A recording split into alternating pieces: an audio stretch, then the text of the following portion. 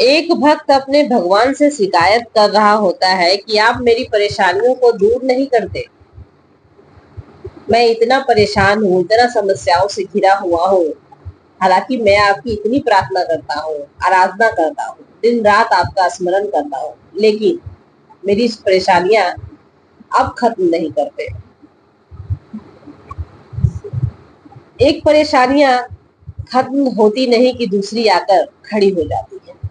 और लोग कितने सुखी हैं, कितने खुश हैं, लेकिन मेरी परेशानियां खत्म होने का नाम नहीं ले रही। तो उसके ही अंतर मन से एक आवाज आती है। भगवान कहते हैं कि सबकी परेशानी अपनी अपनी है, सबकी परेशानी सबके कर्मों से मिली है। लेकिन भक्त ये मानने को तैयार नहीं था। तो भगवान उससे कहते हैं कि चलो, तुम्हें मैं एक ऐसा अवसर देता हूँ कि तुम सारी परेशानियों को दूर कर सकते हो। भक्त बड़ा ही खुश होता है।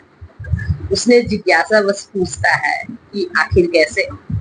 तो भगवान कहते हैं कि देखो, यहाँ एक पेड़ है।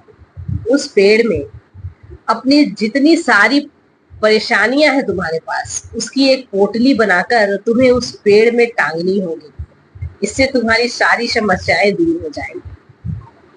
भक्त बड़ा ही खुश होता है, सोचता है कि चलो, आज मेरी सारी परेशानियां दूर हो जाएंगी। और वह खुशी खुशी वहां से जाने लगता है। भगवान फिर पुनः शर्त रखते हैं कि लेकिन जब तुम अपनी पोटली वहां टांगोगे तो तुम्हें उस पेड़ में टंगी हुई एक पोटली तुम्हें अपने साथ लानी होगी। भक्त को बड़ा अजीब लगता है। थोड़ा सोचने के बाद वो कहता है ठीक है। दूसरे दिन वो अपनी सारी समस्याओं की पोटली बांधकर वो उस पेड़ में टांगने को जाता है और वो टांग देता है। फिर उसे पुनः याद आता है भगवान ने कहा था एक पोटली खोलकर लाने को। फिर वह सोचने लगता है कि मैं कौन सी पोटली खोलूं। तो उसकी नजर एक छोटी सी पोटली पर पड़ती है और वो सोचने लगता है कि यही पोटली मैं खोल लेता हूँ। जैसे ही पोटली के पास जाता है, उसे अचानक से ये ध्यान आता है कि देखने में तो छोटी है, पर यदि इसमें बहुत बड़ी बीमारी हुई तो। फिर उसकी नजर एक बड़ी पोटली पर पड़ती है। फिर सोचता है वो, मैं इसे खोल लेता हूँ। फिर उसे लगता है कि इसमें बहुत ज्यादा समस्याएं हुई तो, बहुत ज्यादा परेशानी हुई तो। फिर वह रुक जाता है। फिर वो तीसरी पोटली की तरफ उसका नजर जाता है। फिर वह सोचता है कि मैं इसे खोल लेता हूँ। फिर वह सोचता है पता नहीं ये किसकी पोटली है और इसमें क्या समस्याएं होंगी। यह सोचकर वह परेशान हो जाता है और भगवान की आराधना करता है, हे भगवान, मैं बहुत ही परेशान हूँ। अब मैं आप ही मुझे कोई रास्ता दिखाओ। भगवान वहां प्रकट होते हैं और कहते हैं कि क्या हुआ, तुम्हारे सामने तो इतनी सारी पोटलियां हैं, कोई पोटली उठा लो।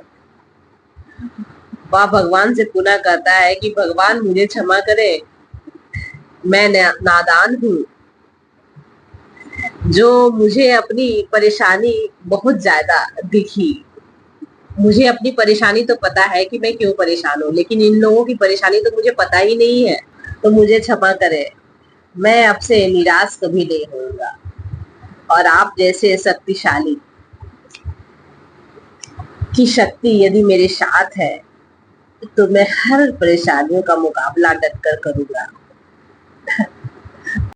भगवान ने कहा कि ये विनिमय प्रस्ताव सबों के लिए खुली है। पता है, हम अपने लाइफ से बहुत ही परेशान होते हैं। हमें लगता है कि हमारे पास जो भी परेशानियां हैं, जो भी समस्याएं हैं, वो किसी के पास नहीं है।